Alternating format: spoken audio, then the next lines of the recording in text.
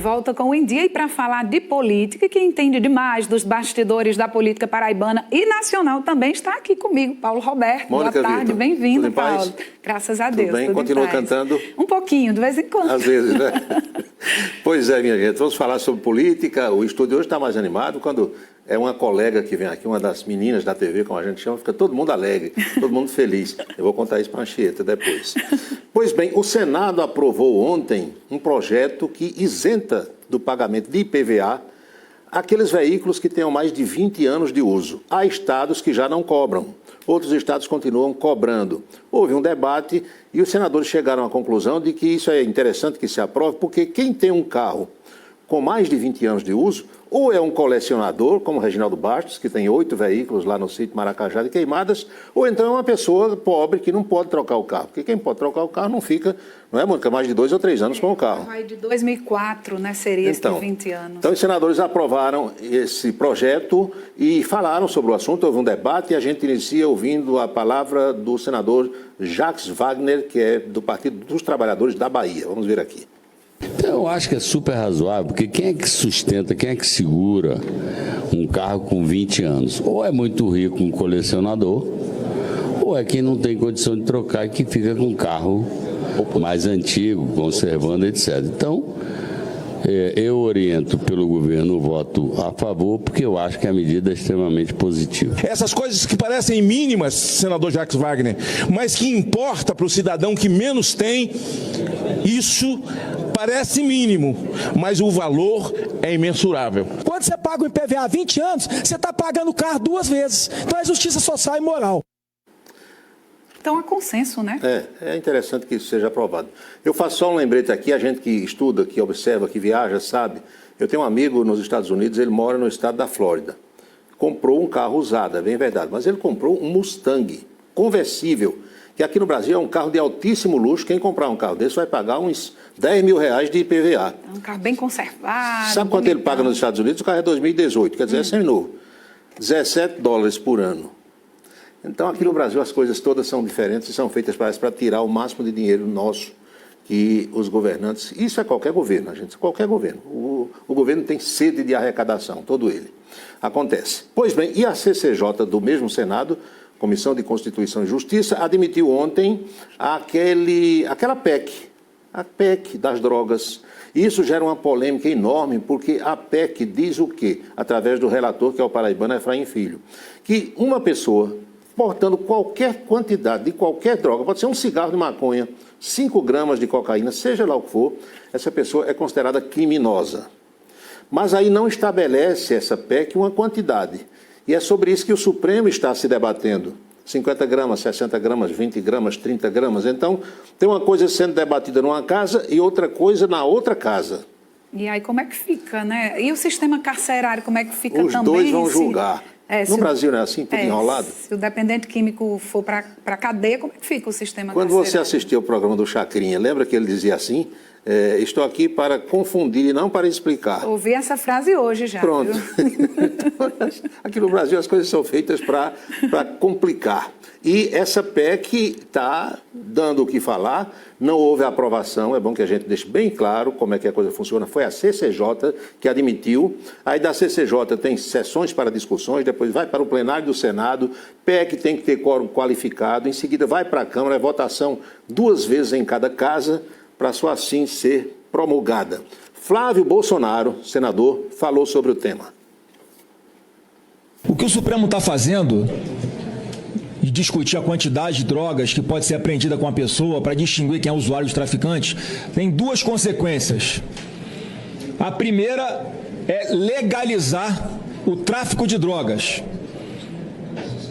E a segunda é colocar nas ruas traficantes hoje presos. Porque pode escrever, não tenho dúvida de que vários vão procurar o judiciário, caso o Supremo decida dessa forma, alegando que foram presos com quantidade inferior a 10, 15, não sei quantas gramas, portanto tem que ser enquadrados como usuários e não como traficantes. Vai acontecer, é bom que tem internet hoje que isso fica eternizado. E por que os senadores então não colocam a quantidade a partir da qual é considerado tráfico e até ali é apenas uso. Viciado e traficante, diferença. Não quer fazer. Então, o Supremo está dizendo que se o Congresso não faz, a gente vai fazer por aqui. O presidente da República, Lula da Silva, promoveu hoje de manhã, ainda nem terminou, uma reunião com vários ministros para debater um tema importante. Vamos mostrar aqui a agenda de Lula, Mônica.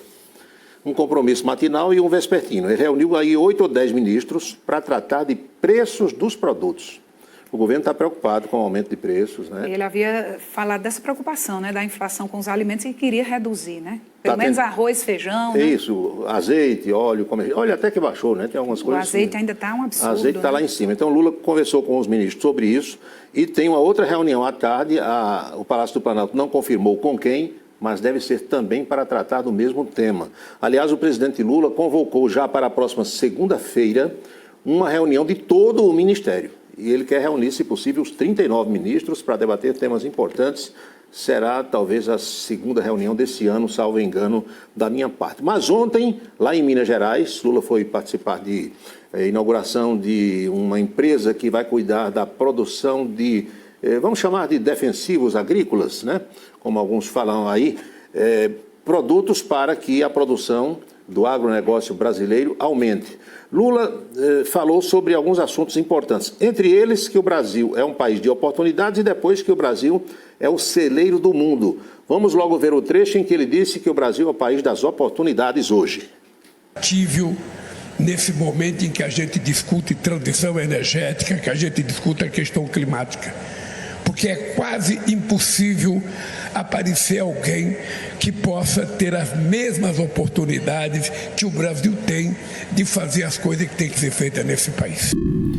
E depois Lula disse, olha, o Brasil é o celeiro do mundo e nós precisamos ter aí os fertilizantes para que aumentemos a produção de alimentos e de outros insumos que são necessários. Vamos ver esse trecho. Que a vinda da Euroquem para o Brasil e o investimento numa planta como essa em Serra do Salitre não é apenas a demonstração da crença de que essa empresa acredita no que está acontecendo no Brasil.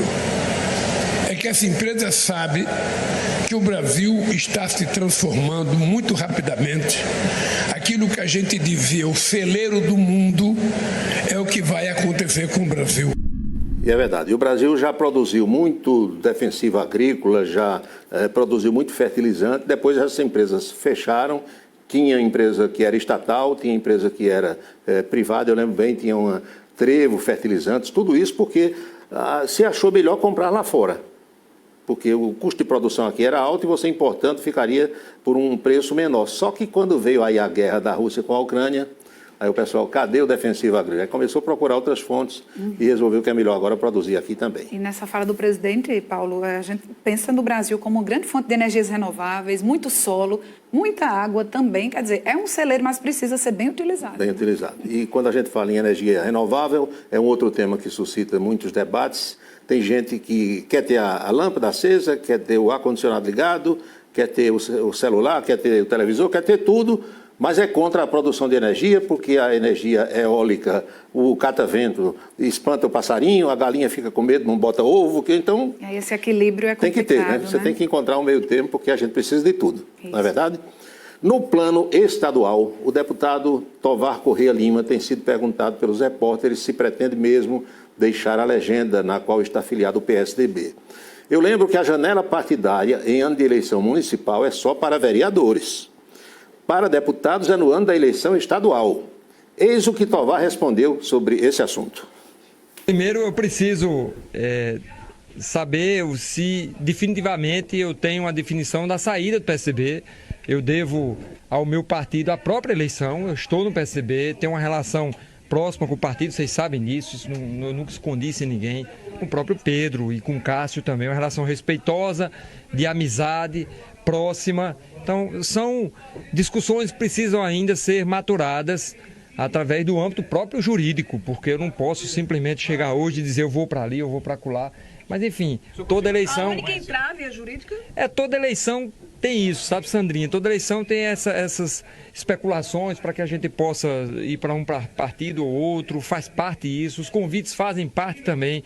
Alguns convites foram expostos, outros convites foram de uma forma mais interna de partidos, fazem parte disso. Isso não há nada que tenha sido novidade para vocês. Pois é, e a gente lembra que quando um parlamentar deixa o partido fora da legenda, da janela partidária, sem haver um motivo justo com o qual concorde a Justiça Eleitoral, ele pode perder o mandato. No caso de Tovar, o PSDB, através da sua presidência, já disse que a presidência não perde o mandato. Mas um outro filiado pode pedir. Então, é uma situação preocupante para Tovar, que terá, então, pelo andar da carruagem, que permanecer no PSDB, embora esteja, isso é público, rompido com as principais lideranças desse partido. O governador João Azevedo nomeou a presidente do PCdoB de Campina Grande para um cargo de assessoria no gabinete do Palácio da Redenção. Olha aqui. Glauci Jacome. Glauci Sueli Jacome da Silva. Doutora Glauci, que foi diretora do PROCON, né? Isso. Tem participação aí lá na Caturité. Consultora em direito do consumidor. Está nomeada. O PCdoB está de mal e cuia no governo João, né? Que ela faça aí, que assuma muito bem essa função. Um bom trabalho. E João Pessoa também, PCdoB e PV, contrariando a federação feita com o Partido dos Trabalhadores, está apoiando já publicamente Cícero Lucena para a reeleição. Veja. Já estão as equações aí para as os eleições. Os meandros, né, da nossa política. Essas duas pessoas que nós vamos mostrar aqui agora, em duas fotografias, em dois flagrantes, se reuniram ontem em Brasília e o assunto não foi a baleia importunada, o assunto não foi o jogo do 13 com o Botafogo ontem, o assunto foi política e eleição em Campina Grande. Veja quem são. Quem são? Conhece os dois aí, ó? Romero Rodrigues, Cássio Cunhelim. Reunidos ontem em Brasília, à tarde, tem uma outra foto dos dois. Sim. Ninguém sabe se essas cores serão repetidas na campanha desse ano. Eu não arrisco apostar nada, está tudo tão embaralhado, Paulo. Está embaralhado. Cássio está tentando, né, contornar a situação, fazer com que fique todo mundo junto, mas está meio complicado, está meio difícil. Tem que aguardar cartas. E a gente vai à boca maldita de hoje. Mônica talvez não saiba como é que funciona a boca maldita, mas a boca maldita aqui é sempre com a qual a gente encerra a coluna política. E muitas vezes é enviada por telespectadores, às vezes é o pessoal aqui da produção mesmo, que encontra alguma coisa pitoresca, interessante. Formou-se aqui na Paraíba o chamado triunvirato de apoio ao ex-presidente Jair Bolsonaro. Esse triunvirato formado por Valber Virgulino, Cabo Gilberto e Nilvan Ferreira. Terminada a eleição de 22, Nilvan sobrou na curva, não se elegeu governador, o Cabo Gilberto se elegeu deputado federal, o mais votado da capital, e Valber Virgulino, o delegado Lampião, elegeu-se deputado estadual. Então, os dois continuam bolsonaristas de carteirinha, mas o Nilvan, como sobrou na curva, já está mudando a sua forma de agir. E Valber Virgulino não gostou nada disso. É a boca maldita de hoje, está aqui. Acabou a amizade, Valber dispara contra Nilvan após o comunicador insinuar aliança com João Azevedo e Cícero Lucena. Sabe o que foi que Valber disse? Só falta Nilvan fazer o L. Minha avó dizia, tu vai ver coisa, menina.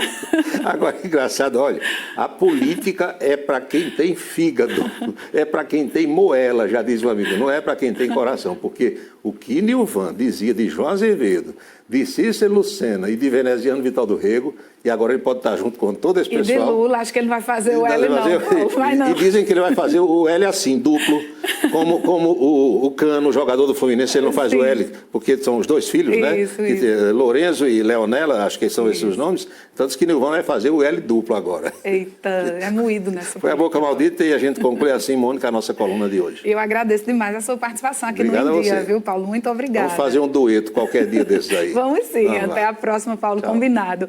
Agora chega a hora de acompanhar as novidades da política, direto de Brasília.